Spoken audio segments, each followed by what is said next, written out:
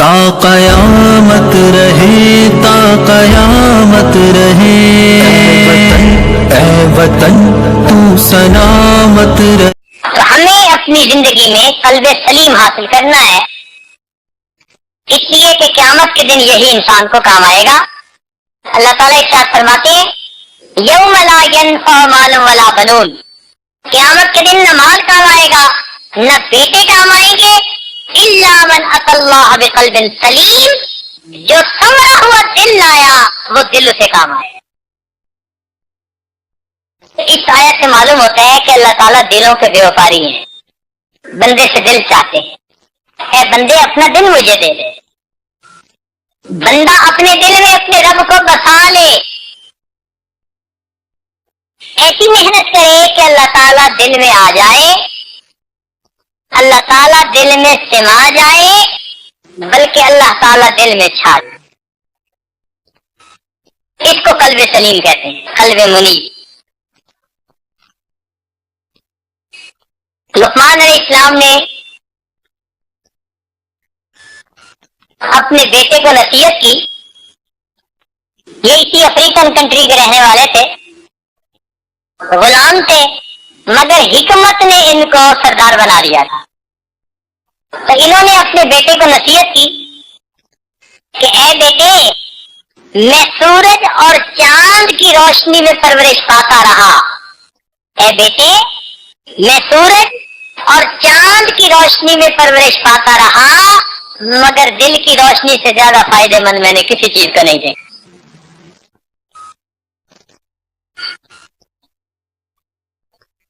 تسخیر مہر و ماہ مبارک تمہیں مگر، تسخیر مہر و ماہ مبارک تمہیں مگر، دل میں اگر نہیں تو کہیں روشنی نہیں۔ ڈھونڈنے والا ستاروں کی گزرگاہوں کا، ڈھونڈنے والا ستاروں کی گزرگاہوں کا، اپنے افکار کی دنیا میں سفر کر نہ سکا، اور جس نے سورج کی شعاعوں کو گرفتار کیا، زندگی کی شب تاریخ سحر کر نہ سکا۔ سارے جہان کو کمکموں سے روشن کرنے والا اپنے من میں اندھیرا لیا بیٹھا ہے۔ تو اگر من میں اندھیرا ہے تو پھر قیامت کے دن کیا کام ہے؟ یاد رکھنا کہ دل سیاہ ہو تو اس کی آنکھیں کوئی فائدہ نہیں دیا کرتی، دل سیاہ ہو تو چمکتی آنکھیں کوئی فائدہ نہیں دے۔ ایک بزرگ فرمایا کرتے تھے کہ تم اپنے دل کے مالک بن جاؤ گے، اللہ تعالیٰ تمہیں جہان کا مالک بنا دے گا۔ تم اپنے دل کے مالک بن جاؤ۔ پھر دیکھیے اللہ رب العزت کیسے تم پر مہربانیاں فرماتے ہیں۔ دل گلستہ تھا تو ہر شے سے ٹپکتی تھی بہار، یہ بیاباں کیا ہوا عالم بیاباں ہو گیا۔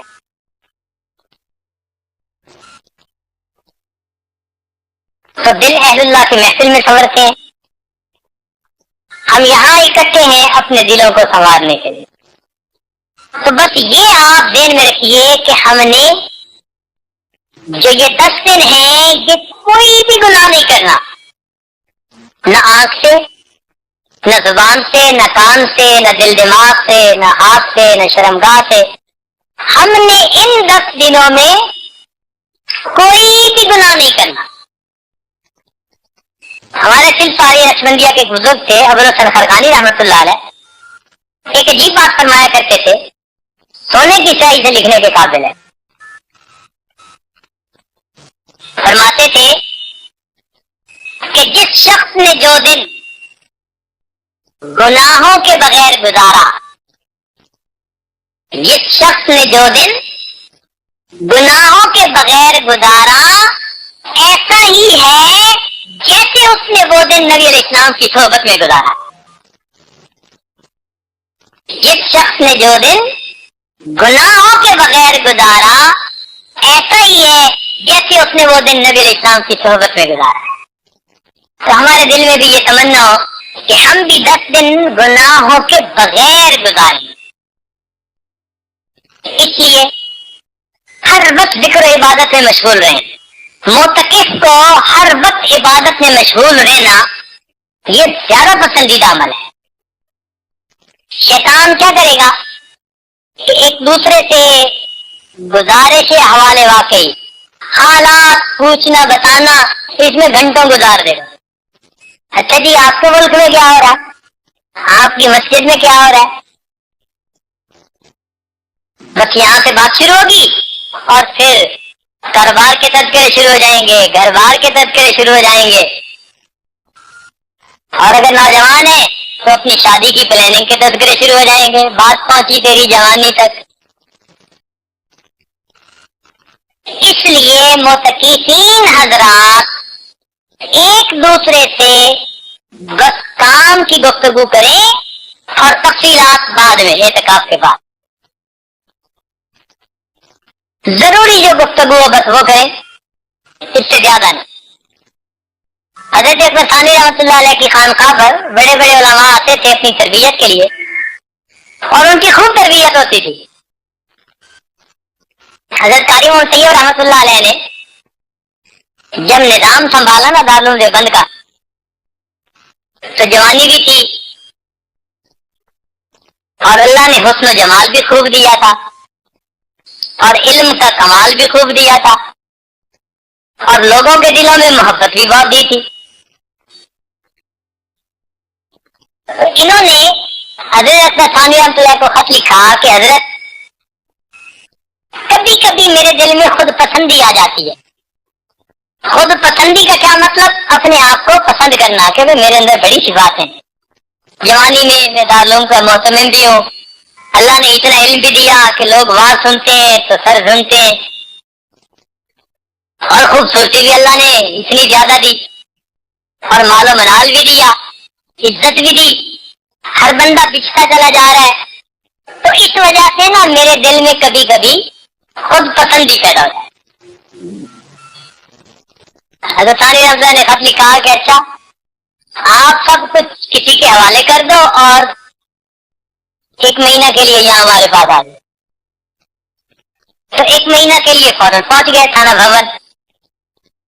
تو جب وہاں پہنچے تو حضرت نے فرمایا کہ بس آپ اپنا دن گزاریں جیسے گزارتے ہیں, ایک کام کرنا ہے کہ جو لوگ مسجد میں آتے ہیں نا داخل ہوتے ہیں ان کے جوتے سیدھے کر دینا. اتنی سی ڈیوٹی لگا دی کہ آپ کا کام یہی ہے کہ جوتوں کے پاس بیٹھے رہے اور جو مسجد میں آئے جائیں ان کے جوتے سیدھے کرتے. قاری طیب رحمۃ اللہ خود لکھتے ہیں کہ میں نے چند دن جوتے سیدھے کیے, میرے اندر سے خود پسندی اور تکبر کا ہمیشہ کے لیے ازالہ ہو. چند دن جوتے سیدھے کی, اپنی اوقات کا پتہ چل گیا. کاف بارہ روپی اصلی اس کا جنازہ نکال کے رکھ دیا.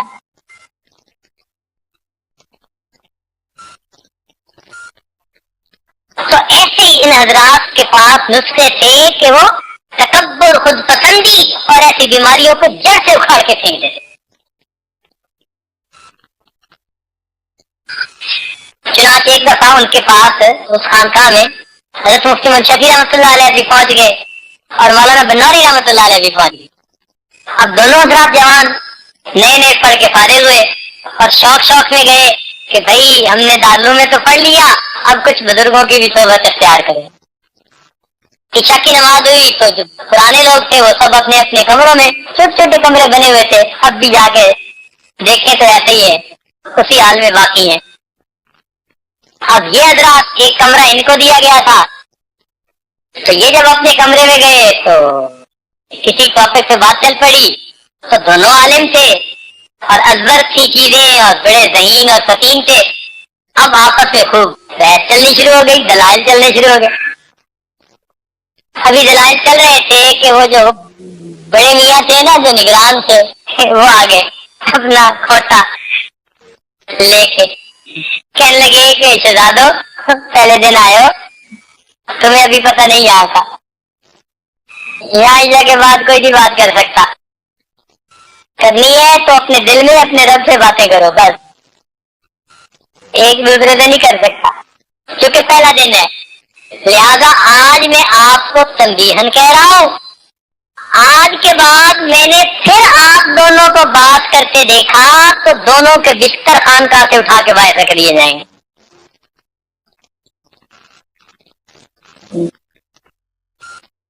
خود فرمایا کرتے تھے یہ حضرات کہ اس بڑے میاں کی بات نے نا ہمارا دماغ سیدھا کر دیا. پھر ہم صحیح آداب کے ساتھ رہے اور ہمیں پھر اللہ نے چپ کے مزے عطا فرما دیے. چپ کے بھی تو مزے ہوتے ہیں نا بھائی, ہر بندہ واقف نہیں ہے.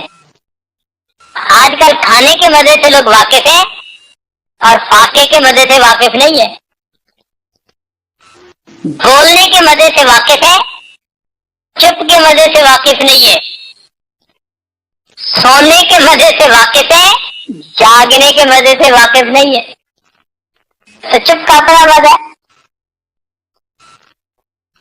اس لیے جو جتنا بڑا عالم ہوگا نا آپ اس کو دیکھیں اکثر وہ زیادہ خاموش ہے. کہہ رہا ہے شور دریا سے سمندر کا سکوت, کہہ رہا ہے شور دریا سے سمندر کا سکوت, جتنا جس کا ظرف ہے اتنا ہی وہ خاموش. تو ہم بھی کام کی بات کریں اور گپوں سے ہم احساس کریں, پرہیز کریں. یہ چیز نقصان دیتی ہے.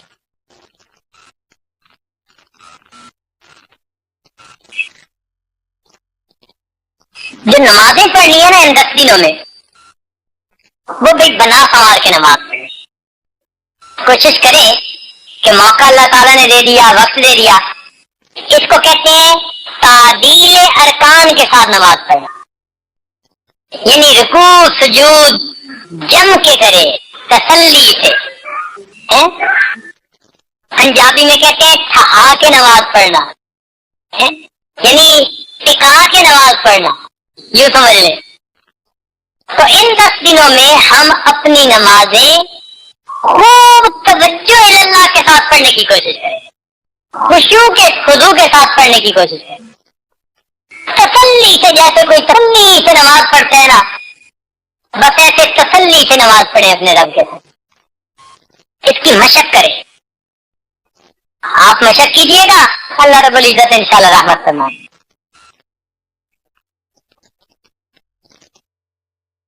حضرت شاہ اسماعیل شہید رحمۃ اللہ علیہ ایک دفعہ گئے اپنے شیخ سید احمد شہید رحمۃ اللہ علیہ سے ملنے کے لیے. تو شاہ صاحب نے پوچھ لیا کہ شہزادے میاں کیا چاہتے ہو, شہزادے میاں کیا چاہتے ہو؟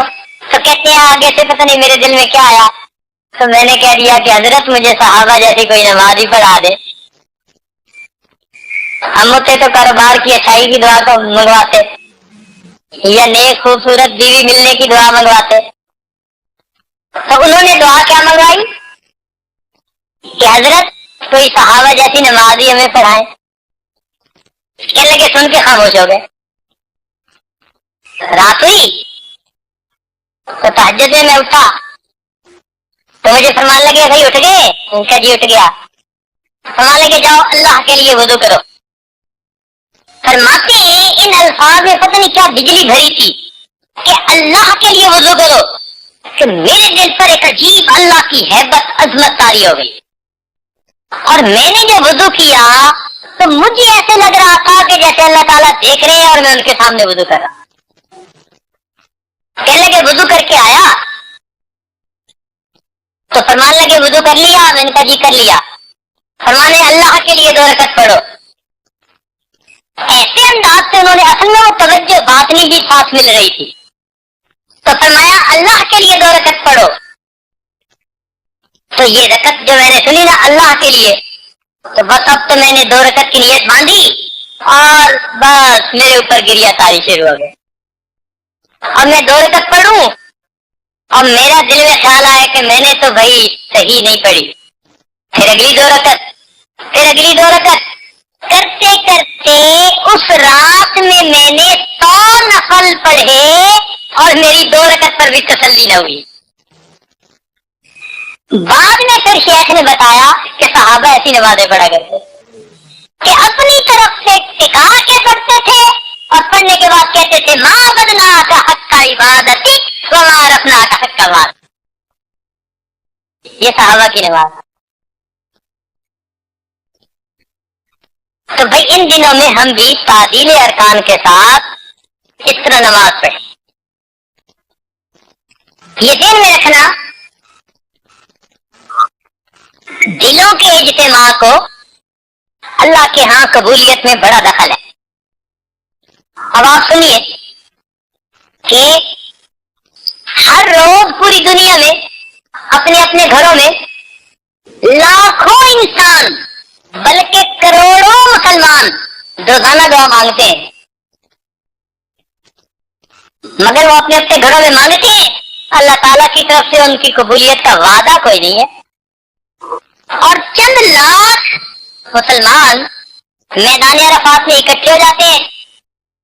अब उनके दिल जमा हो गए एक जगह पर, तो कबूलियत देखें कि अरफात के मैदान में हदीस पाक के मुताबिक जो मांगते हैं अल्लाह ताला उनकी दुआओं को कबूल फरमाते हैं। जो मांगते हैं दुआ कबूल होती है। बल्कि हदीस पाक में आता है कि अल्लाह ताला के नजदीक सबसे बड़ा गुनाहगार वो होता है जो अरफात में वकूफ अरफा में दुआ मांगे और फिर कहे कि मेरी दुआ कबूल नहीं हुई। सबसे बड़ा गुनाहगार वो, इतने अल्लाह ताला नाराज होते हैं। तो मालूम हुआ कि मिलके जब कोई अमल करते हैं ना, तो यदुल्लाह अलल जमा, जमात के ऊपर अल्लाह की रहमत का हाथ होता है।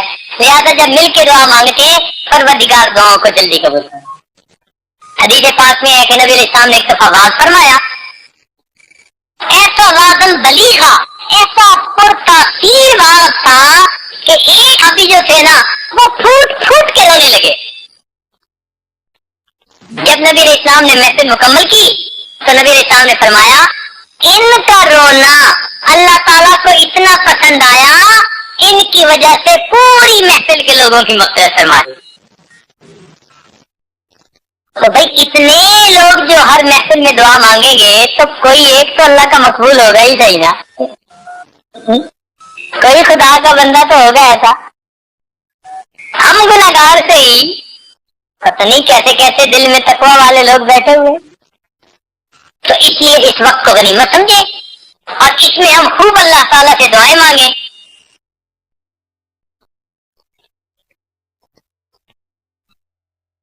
एक उसूल याद रख ले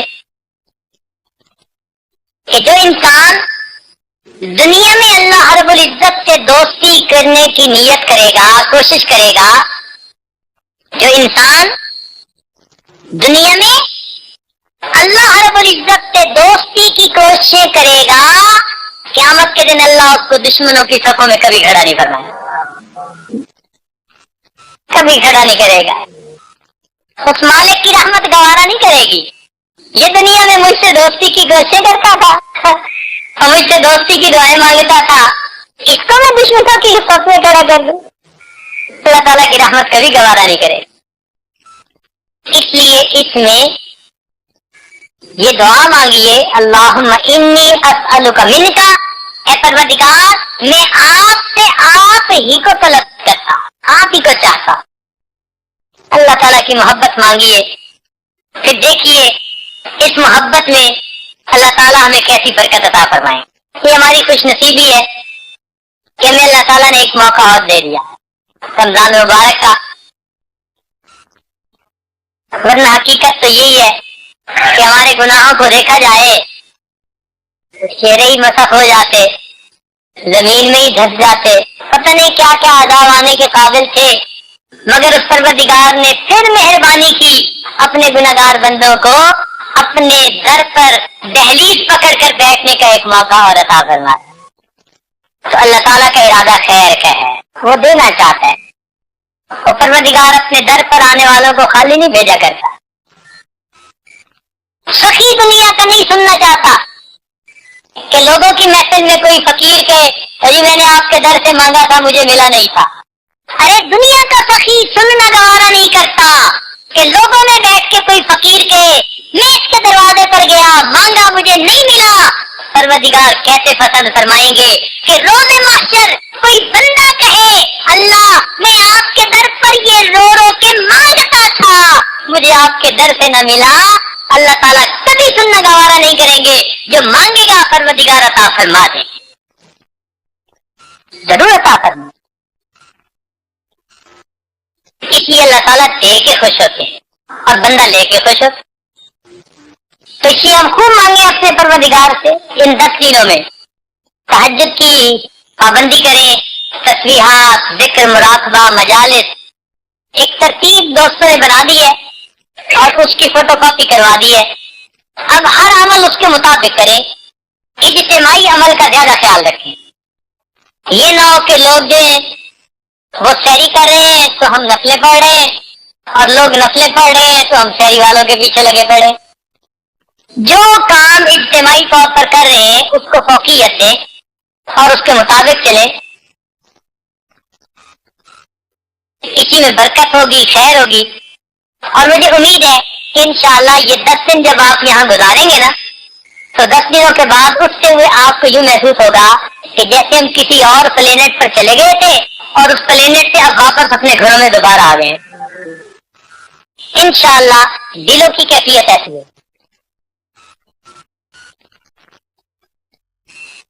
فکر دنیا کر کے دیکھی، فکر عقبا کر کے دیکھ، توجہ فرمائیے۔ فکر دنیا کر کے دیکھی، فکر عقبا کر کے دیکھ، چھوڑ کر اب فکر سارے، ذکر مولا کر کے دیکھ، کون کس کے کام آیا، کون کس کا ہے بنا، سب کو اپنا کر کے دیکھا، اب رب کو اپنا کر کے دیکھ۔ پڑے دنیا سے دل لگائے، اب ان 10 دنوں میں رب سے دل لگا کے دیکھیں کہ وہ پروردگار کتنا مہربانی فرماتا ہے۔ انشاءاللہ ہم آداب کے ساتھ وقت گزاریں گے تو رب کریم ہم پر مہربانی فرمائیں گے۔ رب کریم ہم آپ سب کا یہاں حاضر ہونا قبول فرما لے۔ وآخر دعوانا ان الحمدللہ رب العالمین۔ تا قیامت رہے، تا قیامت رہے، اے وطن تو سلامت رہے۔